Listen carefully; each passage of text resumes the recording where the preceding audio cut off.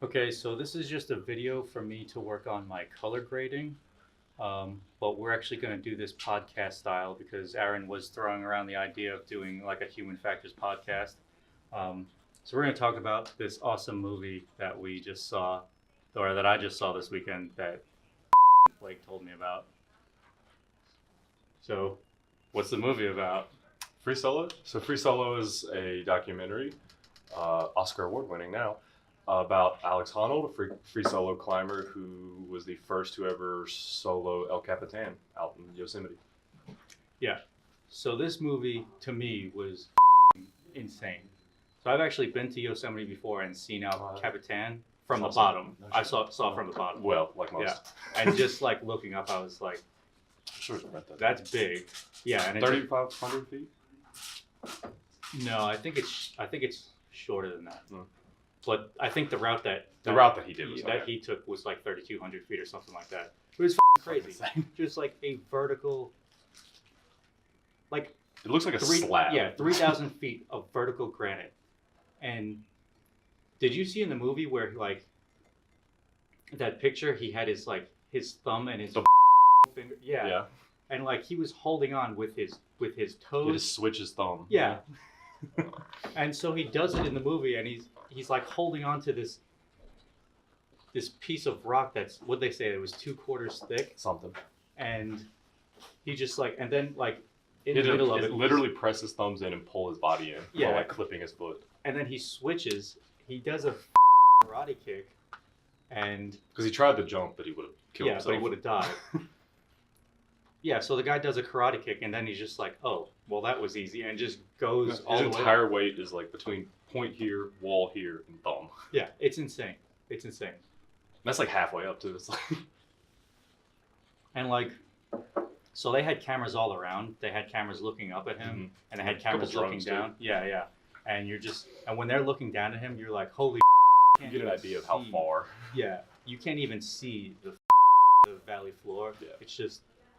Like, if he fell, he'd have time to think about it. Yeah. And so he has a girlfriend in the movie. Yeah. Or he recently gets a girlfriend. And then they didn't really talk about the timeline of that, as far as when that started, as far as the context of shooting the movie.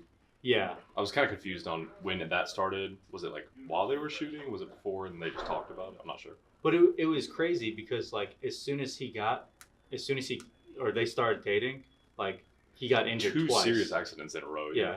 Like he had 2 compression fractures, and then one was because she forgot to do something with the rope. Like she flat out like. Yeah, she just let the belay line go. Was that what it was? Yeah, or something like that. She didn't tie it like something the right way or something. Yeah, so when he fell, it just like slipped right through. I was like, what are you doing? My favorite part though was like he was like sitting there talking like the orthopedic doctor. She's like, yeah, you don't want, you could like. He was like, could I like hurt it worse? She was like, yeah, you could definitely do too much too soon. The next scene is like him climbing with a boot on. I felt like she was like, that's pretty much what I was talking about. He was literally climbing like the highest level rock walls like that with a boot on and like pajama pants. It's like, dude's a god. Yeah, I've never climbed, but I've watched people climb. But like, you know, I have friends that are climbers and all, and like, even just a mild understanding of like the capability he has is otherworldly. I've done like mountaineering, which would not be considered rock climbing at all, and I've done rappelling, but that was just like when you see like when they pan out to the full face of it, and you just see this little ant going up the face of that That's wall. That's a 6'1" human being. Yeah. Like I think from some he has no ropes or anything, and you're just there's no seeing safety net. Yeah. Yeah. I was like, what the is going on? Like, who does that? And I'm not even afraid of heights either. No. But like, it's not even a fear thing. It's the understanding of a centimeter mistake for him is death. There's no other option. It's not a fall. He just dies. Like if he wasn't holding on to those 2 quarters. Well, like if it was like from there to there difference, he's dead. Yeah. Like and that took him like 2 years too. So like that little piece of rock was watching like him do it with a rope and fall multiple times. It's just like, dude, you do understand that you don't get multiple tries. And then when he tried, like, he had the rope on, but when he tried to jump to that other rock, yeah, it wasn't even close. Like it just completely. Yeah, I was like, oh no. Because like for me, like not climbing, I'm like, so what's the other option? Like, so we're just gonna go for it. I'm gonna hold on to this little tiny pebble and karate kick literally the wall. wall. Scene out of was it The Dark Knight Rises, like he has to jump. Have you seen that? Yeah, of course. Yeah, where he's like climbing with the rope. You have to do it without the rope. I was like, Yeah. that's Alex Honnold. Like, wait, so maybe fear will make him better? Yeah. I'm glad he didn't try. My favorite part too was like the guy on the ground was like one of his best friends. Oh yeah. That was He's like, I had to, can't like watch he's it. like turned around. He's like, I'm not watching it. He's like, just let me know when he's through it. Yeah, he's I like, refuse it's a to. good day for him, not for me. Yeah, he's like, Alex is having the best day of his life. He's like, all of us are like sweating. Yeah. Okay, dude, what did you think about? Because they talked about him like his childhood and all. You know what I'm talking about? Yeah. Like him growing up, how like kind of weird he was. One of my favorite parts was he was like, yeah, when I was about 22 or 24, I realized that people like to hug, and that was something that people like to do. So I had to learn how to hug.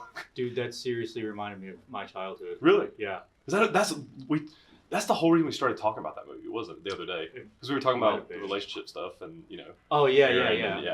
Leave that out of it. Yeah, my parents never hugged me. Really? Yeah. So like when he was saying that stuff about his family, I was like, his dad would have. She said something about like by today's standards, that he would have had Asperger's. Is the dad? oh really? You didn't catch that? I don't think so. She said that. She's like, we never went through it, but he. Whatever. I know his dad has had Yeah. Asperger's. Yeah. Yeah. No, not Alex. That's what I was talking about. Alex's dad. Yeah. Oh yeah. And he said like he's like I had to learn how to hug and all that stuff. Like, and then the way he talked about his girlfriend, she's like, would you feel like an obligation to like prolong your lifespan? He was like, not really. Like he just doesn't see death as like a thing. Yeah, that actually resonated with me a lot. Because I've watched. Cause I remember Potter. What was his first name? Dean Potter. Dean talked about it a lot. Like because they were pretty close. I know him and Dean were really good friends. And then Jimmy Chin was like, are you okay after Daniel?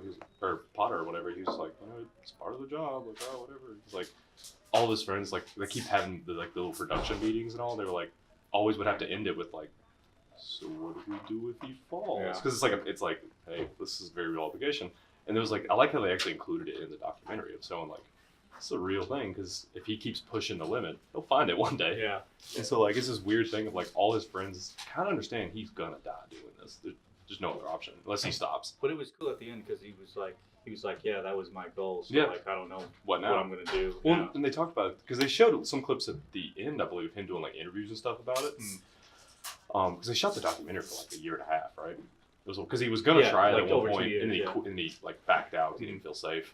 And then he bought a house. Like he took time off and him. Yeah, it was crazy. Like, what's next? Like you did the thing nobody thought you could do. So like, but it was cool. He said, what do you try to do? He said in another interview, like, oh, I might start a family or something like that. So it was cool to see like. Which he made a comment too that if he had kids, he would stop soloing. Yeah. Because you should stay alive for your children. But he also said in one of the interviews I saw on YouTube, was like, he goes, yeah, I had done like. He said he had done like 6 other world records, like free solos that between the 2 years that he. Yeah. And I was like, what? That's your time off. Yeah. Out here breaking records. What? You just didn't video them, I guess, or just didn't have anybody out there. Well, I guess free solo is. Yeah, that was all about like El Cap. Yeah. But what are you doing? That's like he's like, I'll take time off from that and breaks other world. Dude is not. I love when he like went back to his high school and you got to see like, I guess like, people just genuinely asking him like, so, what do you do? Yeah. They're like, do you have money? He's like, yeah, I actually make a lot of money. He's like, what? He's like an average dentist. I was like, average dentist makes a lot of money. Yeah. He's like, he was on the cover of Nat Geo, on the cover of Time. You know, you get money from that. He was on everything. Yeah. He like lived in a van just because it was easier. But then like when they went to buy a home, because I know she doesn't have a lot of money. Like, we're looking